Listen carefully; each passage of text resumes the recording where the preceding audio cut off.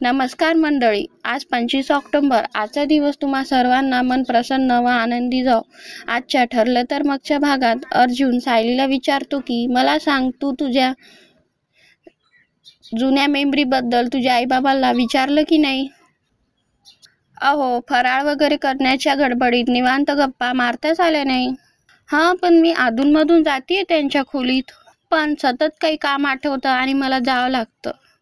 मग आज एक काम कर, तू त्यांना भेट, त्यांच्याशी बोल आरामानं. एक काम करूया, मी पण येतो तुझ्याबरोबर.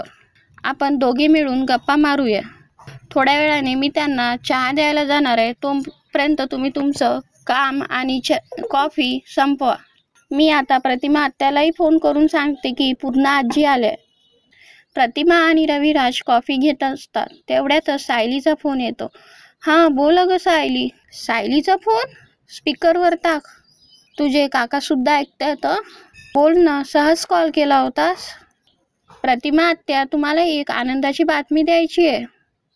पुन्हा आजी मायमावशीकडून परत आल्या आणि आता ते आपल्यासोबत दिवाळी साजरी करायला आहेत. अरे वा, मस्त. म्हणजे आता आम्ही जेव्हा दिवाळीला तिकडे येऊ तेव्हा त्यांची भेट होईलच. हो, त्यांना पण तुम्हाला भेटायचं आहे. तेवढ्यात प्रिया येते. हॅपी दिवाळी असं म्हणते. कसे आहात बाबा तुम्ही? मी तुम्हाला दिवाळीच्या शुभेच्छा द्यायला आले. मला तुमची आठवण येत होती बाबा. आई तू या. प्रतिमा तिथून उठून जाते. बाबा तुम्ही अजूनही माझ्याशी बोलणार नाही आहात का? आमच्या घरी सायलीचे आईबाबा आले. ती किती आनंदात आहेत. आणि इथे माझे आईबाबा माझ्याकडे बघतही नाही आहे. त्याला जबाबदार कोण आहेस? तूच आहेस. असं म्हणून रविराजही तिथून निघून जातो. एकीकडे नागराज हसत असतो. काय दात काढायला काय झालं? मग काय करू? तुझ्या या खोट्या आईबाबांचा तुझ्यावर किती विश्वास आहे, तुझ्याशी किती प्रेम वाटतं, वात्सल्य वाटतं, हे बघून मला खूप आनंद झालाय आणि म्हणून मला हसू आलं. आणि तुझ्या खऱ्या आईबाबाचं काय ग प्रिया? त्यांना वाटतं का तुझ्याबद्दल प्रेम वात्सल्य? करा तुम्ही ना, बोंबाबोंब करा, सगळ्यांना सांगा ना. नाही, मी तसं काहीही करणार नाहीये. तुला पुरवणार नाही ते. तू काय कर, तू फक्त तुझ्या खऱ्या आईबाबावर फोकस कर. ते तुला गणवत तर नाहीत ना, याचा विचार कर. ते तर आधीच माझ्या डोक्यात जातात. कसली नाटकी माणसं आहेत ती, खोटारडी. संधी सांधून बघता ना यू गुंडाळतात समोरच्याला. आणि जो माणूस त्यांच्यावर उपकार करतो त्याच्याच पाठीवर खंजीर खुपसतात. काय माणसं आहेत? कोण बोलतंय हे? प्रिया, स्वतःचं वर्णन करतेस हे तू? आत्ता मला कळलं तुझी जीन कुठून आली नेमके. तू तुझ्या खऱ्या आईबाबाची कार्बन कॉपी आहेस. काय म्हणालीस तू? खोटारडे, संधी सांधून आणि काय? नागराज हसायला लागतो. सायलीचे खोटे आईबाबा त्यांच्या रूममध्ये निवांत बसून असतात. तेवढ्यात अर्जुन आवाज देतो. येऊ का? अगं बाई, या की या. अर जावाई बापू, तुम्ही कमाल करता. जावाई बापू, येऊ का विचारता, स्वतःच्याच घरात परवानगी मागता यायची. सायली त्यांना चहा देते.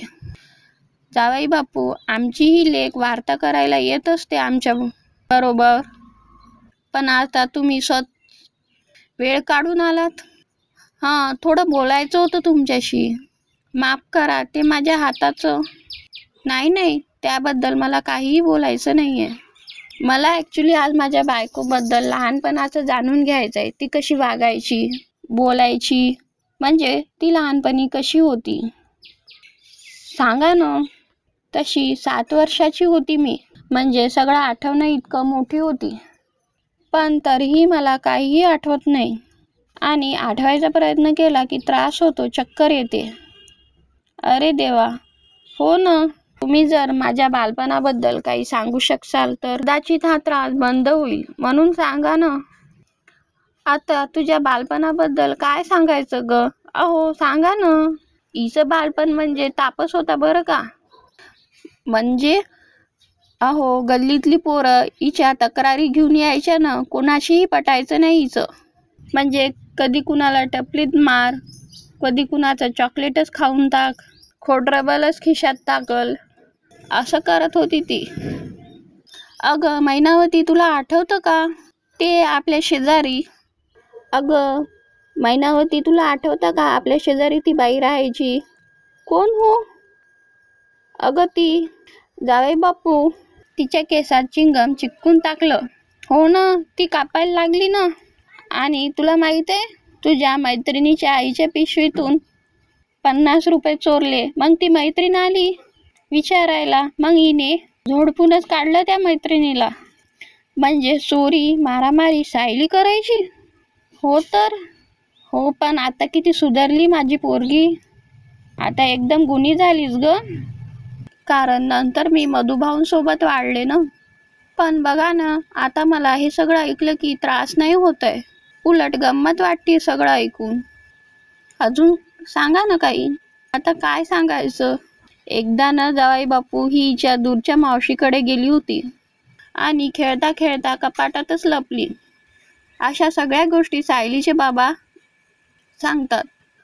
अर्जुन विचारत राहतो की सायलीसारखी मुलगी लहानपणी अशी वागायची, हे कसं शक्य आहे.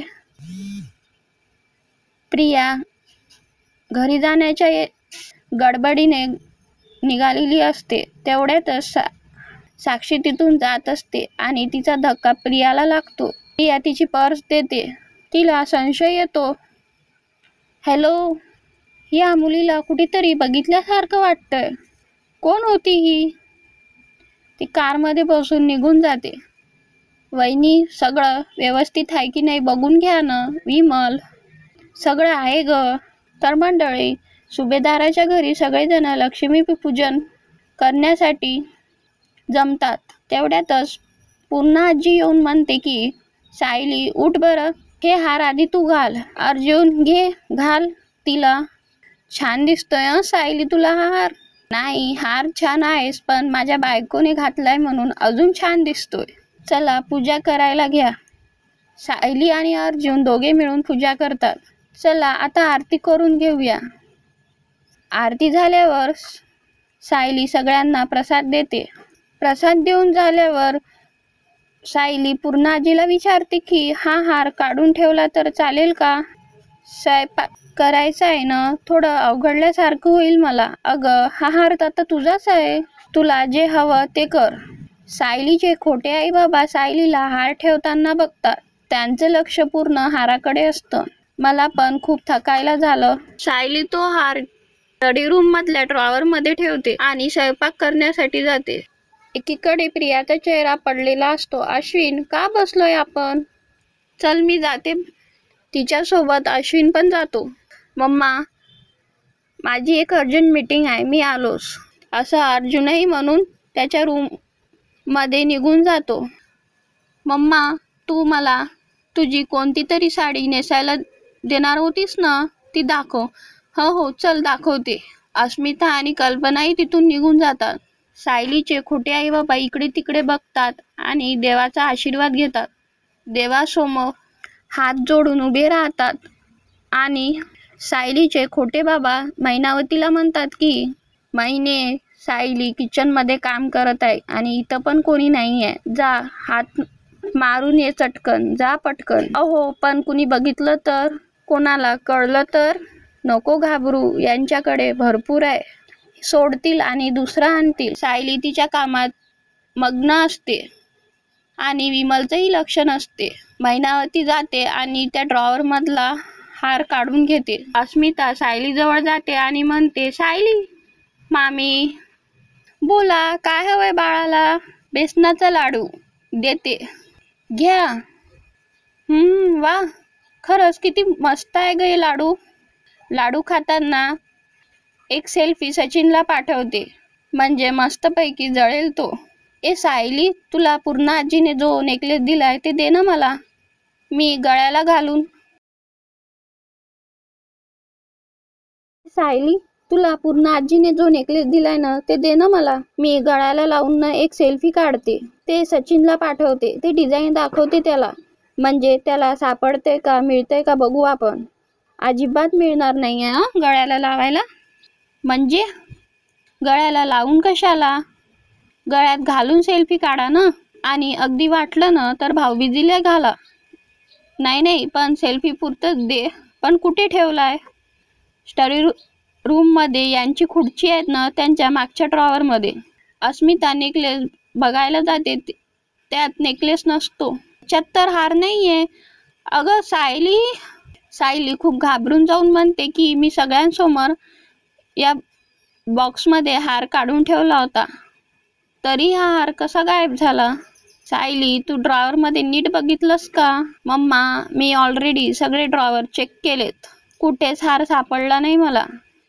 आणि हार बॉक्समध्येच होता ना, मग तो बाहेर कसा काय पडेल? अश्विन म्हणतो की म्हणजे तो हार चोरीला गेलाय का? पूर्णाजी म्हणतात की अगं कुणीतरी बघायला घेतला असेल आणि डाव्या उजव्या कुठेतरी दुसरीकडे ठेवला असेल. सायली, परत एकदा नीट विचार कर. हार तू स्टडी रूम मध्येच ठेवला होता. अहो असं काय करताय तुम्ही? मी हार काढून या बॉक्समध्ये ठेवला होता तुम्हा सगळ्यांच्या समोर. आणि स्टडी रूम मध्ये ठेवला होता, पहिल्याच खाण्यात समोरच. सायली, का आहे ना, कदाचित तो बॉक्स मधून बाहेर पडला असेल. मम्मा, मी सांगितलं ना तुला, बॉक्स बंदच होता. मग तो ड्रॉवर मध्ये कसा काय पडेल? मी सगळीकडे शोधलं, सगळ्या ड्रॉवर मध्ये शोधलं, पण नाही सापडला. आणि आज घरात बाहेरून कोणी आलेलं नाहीये, त्यामुळे तो हार घरातच असायला हवा. म्हणजे कुणीतरी मुद्दाम माझ्या बायकोला त्रास देण्यासाठी तो हार चोरलाय. तर प्रेक्षकांनो, पुढील भागात अर्जुन आणि सायली खोली तपासतात, तेव्हा त्यांना प्रियाच्या खोलीत हार सापडतो. काय झालं अर्जुन? म्हणजे मला जे वाटलं होतं तेच खरं आहे. हा हार प्रियाच्या कपाटात सापडला. अगं सायली, हा हार मी नाही, तुझ्या खोटारड्या आईबाबांनी चोरला. सायली तिला चापट मारायला जाते, तेवढ्यातच अश्विन तिला अडवतो. तर मंडळी, व्हिडिओ आवडला असेल तर लाईक करा आणि सबस्क्राईब. भेटूया पुढील भागात.